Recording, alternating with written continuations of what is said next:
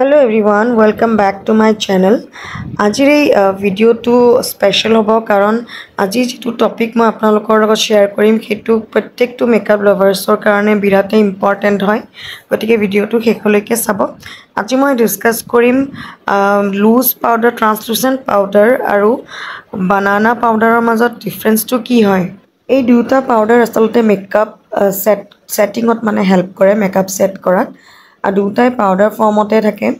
আৰু ইয়তৰ এই দুটা পাউডাৰৰ মেইন কাম হৈছে বেকিং মেকআপ সেট কৰা আৰু ব্ৰাইটনিংৰ কামত ব্যৱহাৰ হয় কিন্তু দুটাৰে ফৰ্মুলা টোন আৰু এফেক্ট কিন্তু বেলেগ বেলেগ হয়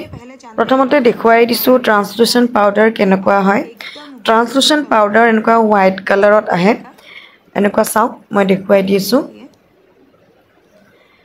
এনেকুৱা টাইপৰ মানে হোৱাইট হয় আৰু কালাৰটো হোৱাইট হয় আৰু খুব স্মুথ হয় এনেকুৱা টাইপৰ হোৱাইট কালাৰ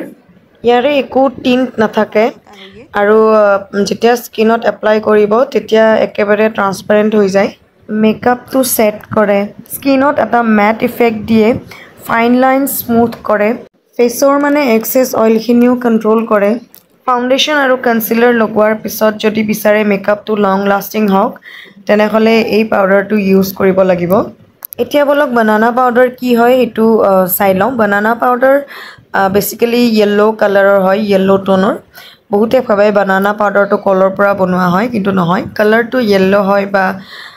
ইয়েলো টোনৰ কাৰণে বানানা পাউডাৰ বুলি কোৱা হয় ওয়াৰ্ম আন্ডাৰ টোনৰ কাৰণে পাৰফেক্ট হয় বিশেষকৈ ইন্ডিয়ান স্কিন টোনৰ কাৰণে ইয়াৰ মেইন কামটো হৈছে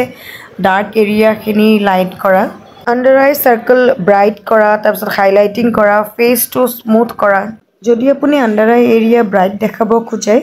বা মেকআপৰ ফটোজ বিলাক বেছি শাৰ্প আৰু সাফা দেখাব খোজে তেতিয়া হলে এটো ইউজ কৰিব পাৰে ট্ৰান্সলুসেন্ট পাউডাৰত সিলিকাৰ নিচিনা কম্পাউন্ড থাকে যিয়ে লাইট এবজৰ্ব কৰি কিনে আপোনাৰ স্কিনক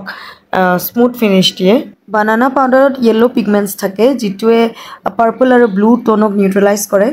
সেইকাৰণে এটো ডাৰ্ক সাৰ্কেল হাইড কৰিবৰ কাৰণে ভাল হয় যদি আপোনাৰ স্কিন টোন ফেয়াৰ বা লাইট হয় তেতিয়া হলে আপুনি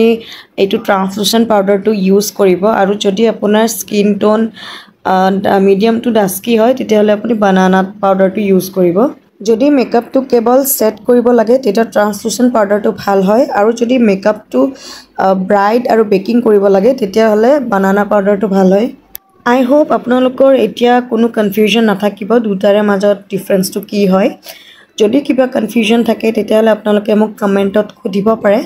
যদি আপুনি বানানা পাউডাৰৰ ডিটেইল ভিডিও চাব বিচাৰে তেনেহলে মোৰ চেনেলত গৈ চাব পাৰে মই অলৰেডি আপলোড কৰি থৈ দিছো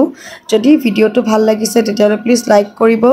শেয়াৰ কৰিব আৰু সাবস্ক্ৰাইব কৰিবলৈ একেবাৰে নাপাহৰিব তেন্তে আজিলৈ আহিছো পুনৰ এটা নতুন ভিডিওৰ সৈতে লগ পাম বাই